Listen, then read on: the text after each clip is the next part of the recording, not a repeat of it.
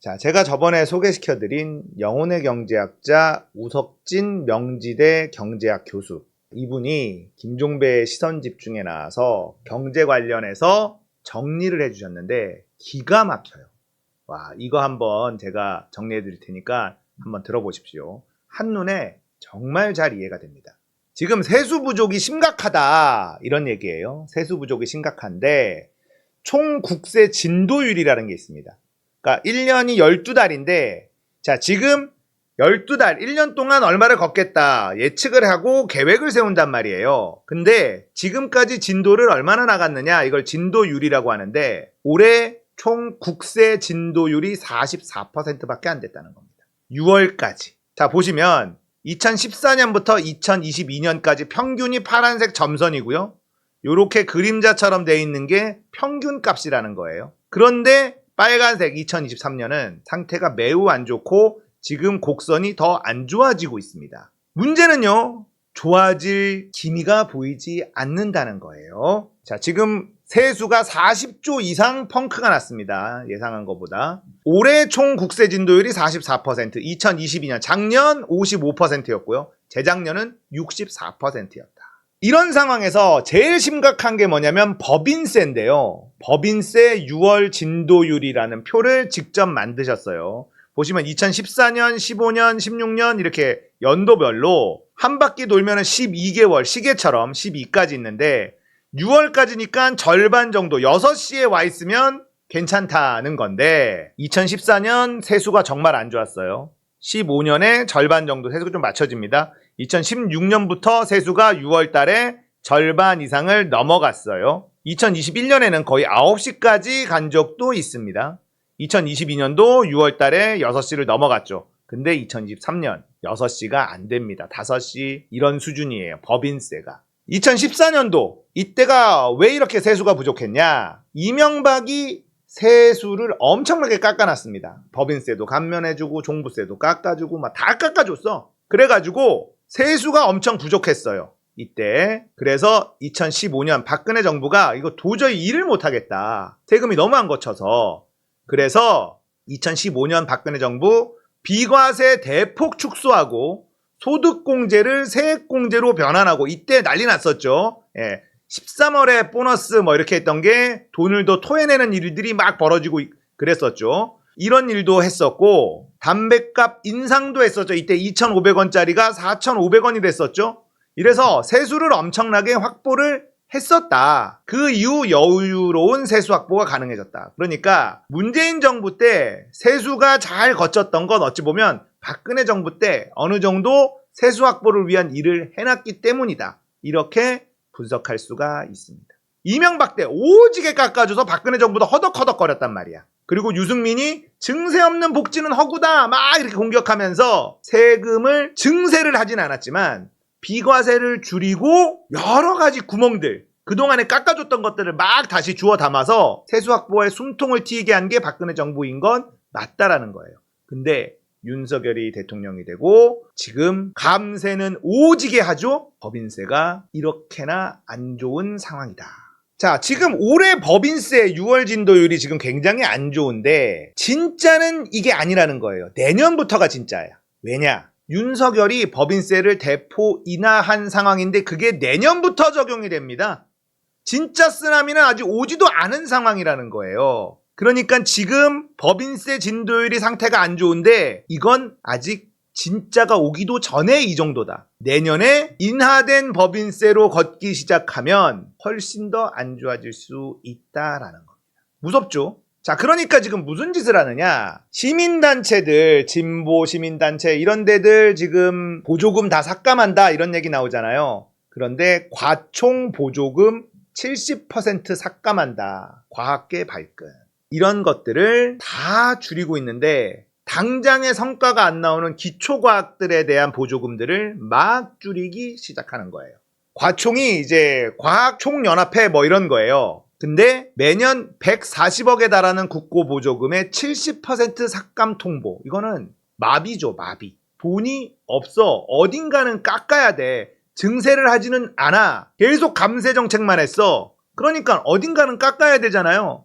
진보시민단체 돈 깎을 거고요. 과학기술계 돈 깎는 겁니다. 과학기술 한림원 50% 삭감 통보 받았습니다. 과총 한림원 다 삭감한다. 과학계는 지금 난리가 났죠. 이게 당장에 돈을 버는 기술을 개발하는 게 아니라 연구하고 개발하고 이런 거잖아요. 여기 당장에 돈 안 들어가도 돼. 대한민국 지금 초전도체가 나오네 마네 이러고 있는 나라에서 과학 예산 삭감. 야, 당장에 돈 내는 것도 아닌데 여기다가 무슨 140억씩 줘! 이러면서 이런 데를 삭감하기 시작했다. 자, 세수가 이렇게 부족한데 삭감은 계속됩니다. 자, 이런 뉴스 본 적 있죠. 혼인 시 5천만 원이던 증여재산 공제 한도를 1억 원, 1억 5천까지 늘려요. 그러면 부부 합산 3억까지 증여를 받아도 세금을 내지 않습니다. 자, 이런 짓을 왜 하느냐? 정부의 논리는 저출산 해결을 위해서. 결혼하는데 집이 없어서 애를 못 낳는 거 아니냐. 그러니까 부모들이 1억 5천씩 자식들한테 돈 좀 물려주면 애 낳는데 도움될 것 아니냐. 이런 논리를 피고 있는데 과학적인 증거가 하나도 없는 거죠. 증여를 늘리면 애를 낳는다? 자, 그러자 우석진 교수님이 이런 얘기합니다. 이거 강남 여론 아니냐. 강남에 정책 결정권자들이 많이 산다. 자기들끼리 말하는 게 정책이 돼버리는 거. 그러니까 부자들끼리 정책들, 이 정부의 정책들 얘기하는데 애들 결혼하는데 증여세 때문에 이걸 애들 결혼이 힘들어. 그래? 증여세 한 5천만 원까지 증여세 면제인데 한 1억 좀 더 얹어주자. 그래. 그러자. 그래서 1억 5천까지 증여 제한 공제 한도를 늘려버려요. 그럼 부부 합산 3억까지는 증여세를 안 내도 됩니다. 현찰로 1억 5천씩 줄 수 있는 부모 대한민국에 몇 퍼센트나 있을까요? 이런 거 감세하는 데는 지금 앞장서고 있습니다. 이분이 또 무슨 말을 하느냐. MB의 냄새가 난다. 이 정책 전부 MB의 냄새가 나거든요. 그런데 어디에서 확 나냐면 갑자기 해외 자원 개발 투자 세액 공제 도입. 뜬금없이 등장한 자원 개발 투자 세액 공제. 어디선가 MB의 냄새가 난다. 세수 부족이라고 난리치는데 세액 공제, 감세안만 계속 발표하고 있습니다. 신기하죠? 예?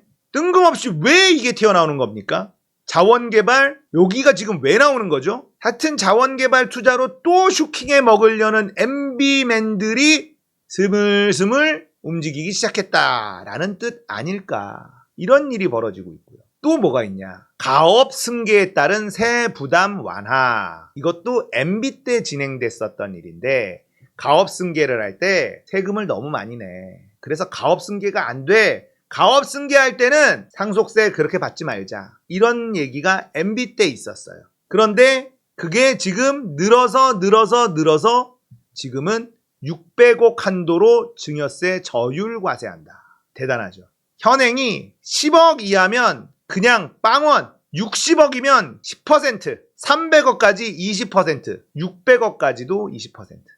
근데 300억까지 10%로 또 낮춰준다. 이런 얘기는 왜 나왔냐면 우리가 일본 얘기를 많이 하면서 MB가 이걸 도입한 거예요. 일본은 몇 대째 우동집 뭐 이런 것들이 있는데 우리나라는 상속세 때문에 할 수가 없다.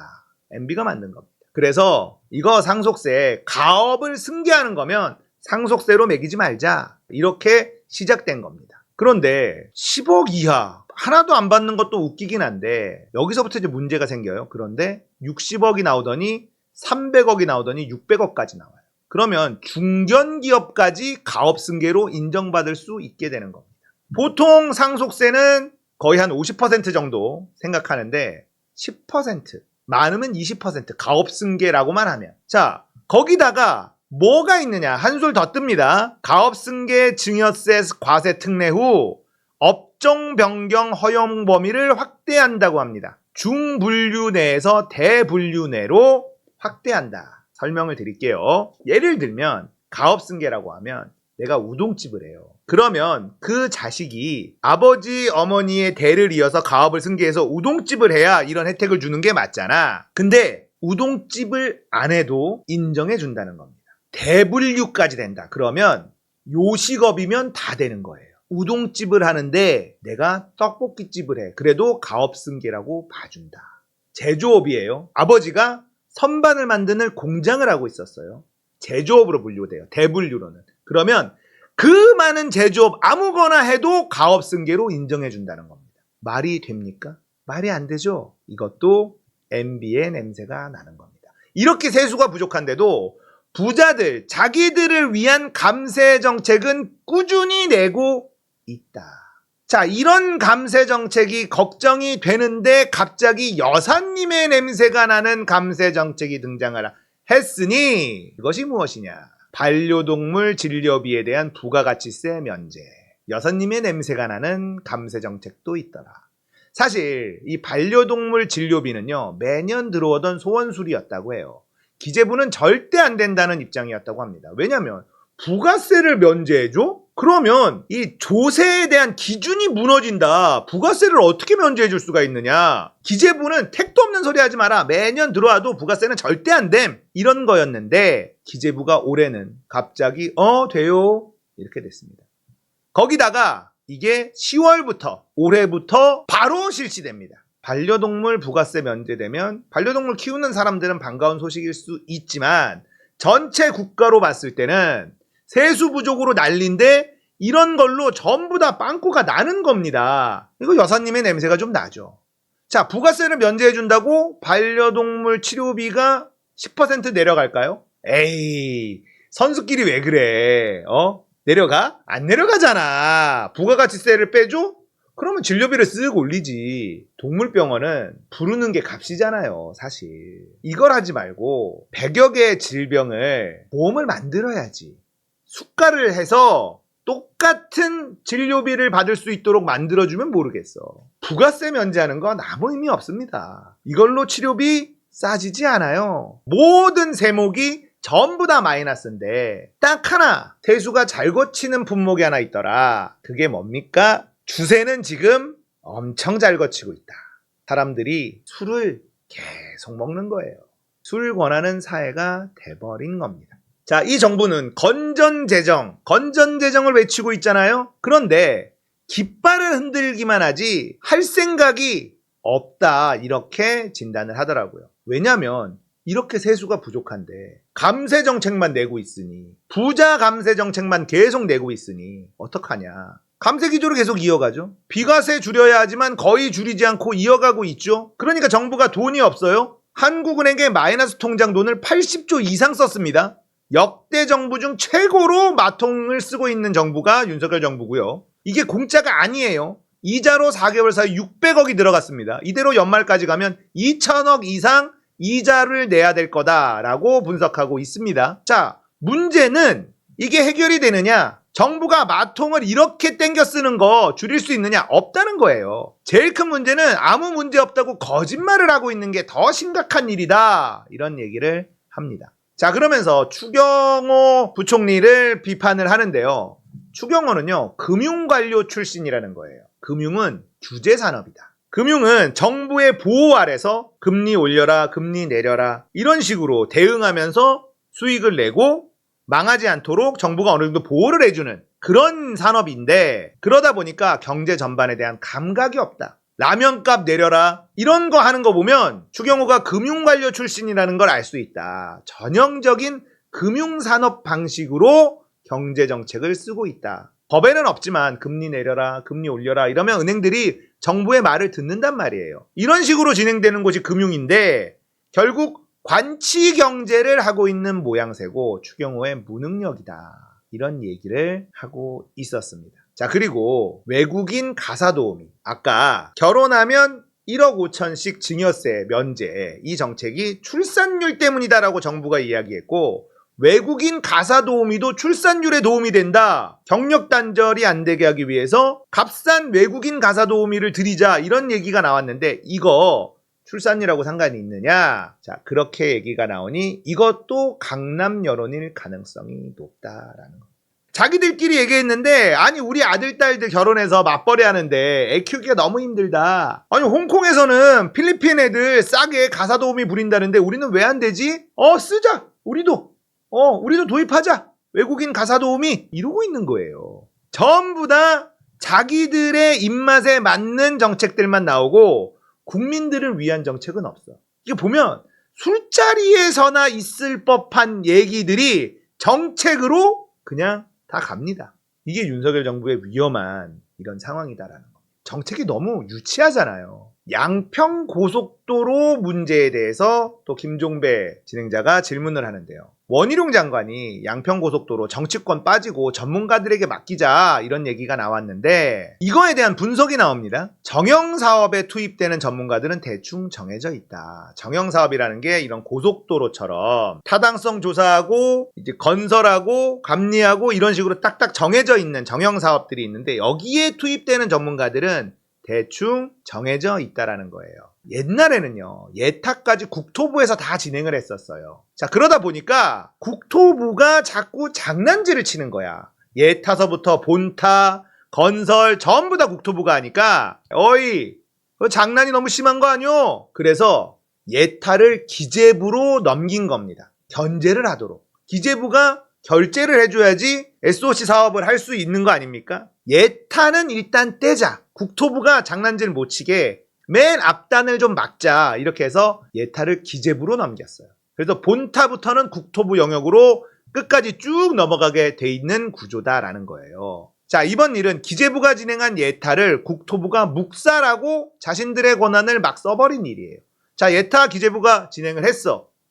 알았어. 지금부터 우리가 할게 해놓고 예타를 싸그리 묵살하는 일을 해버린 겁니다. 자, 이런 일이 벌어지면 원래 기재부에서 태클이 들어와야 돼요. 야, 니들 지금 장난하니? 우리가 돈 들여가지고 예타에서 니네한테 넘겼는데 지금 기재부의 의견을 싸그리 무시하고 니들 마음대로 한다고? 돈 못 줘. 싸움이 붙어. 견제가 이루어져요. 근데 추경호는 아무 말도 안 하고 있다는 겁니다. 기재부가 엄청 화를 내고 항의해야 될 사안인데 기재부는 조용하다는 거예요. 어떤 방식인지 이해가 되시죠? 자, 우리나라가 무기를 만드는 방식도 예를 들어 주셨는데 국방연구원이라는 곳이 무기 개발 기획을 합니다. 개발은 국방과학연구원에서 합니다. 개발된 무기에 대한 평가는 국방기술품질원에서 합니다. 합쳐놓으면 장난질을 치기 때문에 견제를 위해서 다 찢어놓은 거예요. 무기 만드는 것조차도. 자, 국방과학연구원에서 무기를 개발 기획하고 개발하고 만드는 것까지 전부 다 한다 그러면 어떤 일이 벌어지느냐? 불필요한 무기를 필요하다고 이야기할 수 있다는 거예요. 우리가 만들고 있는 무기 필요하다고 다 바꿔놓고 예산 들이게 만들 수 있다는 겁니다. 그래서 국방연구원이 무기개발 기획을 해. 그게 기획이 된 걸 개발하기 시작하는 건 국방과학연구원에서 하는 거예요. 만들어진 걸 품질원에서, 기품원에서 평가를 하는 겁니다. 합쳐놓으면 카르텔이 형성되기 때문에 국방부도 이렇게 다 찢어놨는데 국토부는 예타 하나만 찢어놨고 나머지는 아직도 한 덩어리 안에서 이루어지고 있는 겁니다. 그래서 앞으로 이런 일이 벌어지지 않게 만들려면 이런 SOC, 예타는 기재부, 본타는 다른 곳, 건설 다른 곳 다 찢어놔야 된다는 겁니다. 그렇지 않으면 이런 일은 언제든지 발생할 수 있다는 얘기. 원희룡이요. 전문가들 불러다가 의견을 듣자. 자, 이런 이야기를 했었는데 그게 좀 어려울 것이다 라고 이야기하는 이유가 좀 있었는데요. 왜냐하면 국토부는 용역시장에서 제일 큰 손입니다. 지금 본타 이번에 일 다 안 했지만 18억 6천만 원을 결제해 줬잖아요. 10억, 20억, 30억대 돈을 굴리는 곳이에요. 용역업체들한테. 전문가들한테 맡깁니다. 자, 그런 국토부에게 쓴소리를 할 수 있을 것이냐. 국회에 나와서 비판적인 의견을 낼 수가 있느냐. 못 낸다는 겁니다. 이해되시죠? 이들이 짜고 치는 고수도 이게 아니라 할지라도 이런 고속도로를 만드는데 용역을 할 수 있는 전문가들은요, 국토부에 비판적인 목소리를 낼 수 있는 위치가 아니라는 거예요. 그래서 상임위 불러다가 뭐 한다? 이거는 절대 원희룡이 원하는 그림이 나올 수밖에 없다. 일부러 압력을 넣거나 이런 걸 하지 않더라도. 그래서 선서를 하고 거짓말을 하거나 위증을 했을 때 처벌받을 수 있는 국정조사를 해야 된다라는 의견까지 우석진 교수님이 내주셨습니다. 자, 우석진 교수님이 한 1시간 정도 이야기한 걸 제가 조금 줄여서 말씀을 드렸는데요. 귀에 쏙쏙 박히죠? 네. 지금 경제 상황이 얼마나 안 좋은지 지금 감이 잡히시죠? 그런데 이 정부가 하는 짓거리는 부자 감세, 자기들끼리 술자리에서 있었던 얘기를 정책으로 만들어버리고 MB의 냄새가 팍팍 나는 그런 감세 정책들이 막 나오고 있습니다. MB가 이 정권을 장악했다는 변희재 대표의 말이 허언이 아니라는 겁니다. 그리고 여사님의 냄새가 나는 반려동물 부가세 면제까지 계속 나오고 있어요. 자, 이제 또 어떤 일들이 벌어질 건지 이제 저의 예언이 들어가겠습니다. 휴가 갔잖아요. 휴가가 끝나면 뭔가 경제 활성화 구상 뭐 이런 게 나올 가능성이 높아요. 증세 안 하죠. 그렇다고 해서 추경 안 합니다. 무엇을 할 수 있을까요? 지금 남은 게 부동산 쪽인데 부동산 규제를 풀어주는 게 남아있는 게 뭐냐면 DSR을 건드린 거, 지금 40% 이거 건드려주는 거, 그리고 강남, 용산 몇 군데 투기지역으로 규제가 들어가 있는 거, 이거 통으로 다 날려버리기. 저는 개인적으로 대출 규제를 더 풀어주는 것보다 강남 부동산 규제 해제하는 걸 예측합니다. 자, 지금까지 돌아가는 거 보면 술자리에서 있었던 이야기들을 정책으로 그냥 반영시켜버린단 말이에요. 근데 이 강남연원이라는 분석을 우석진 교수가 해주셨잖아요. 이 양반들, 정책 내는 사람들이 강남, 서초, 용산 이런 데 살고 있는 사람들이 많은데 여기 규제 풀어서 경기 활성화 시킨다. 이런 정책을 들고 나올 가능성이 높다라고 예측합니다. 지금 경기 부양책은 뭔가 해야 되거든. 경기가 너무 안 좋아. 어떻게든 경기를 살리자. 근데 그 방법을 부동산에서 찾으려고 할 것이다. 부동산 망하지 않게 하는 걸로 지금까지 모든 돈을 다 꼬라박고 모든 정책을 쏟아부었단 말이에요. 마지막 남은 경기 부양 카드 역시 부동산이 될 거다.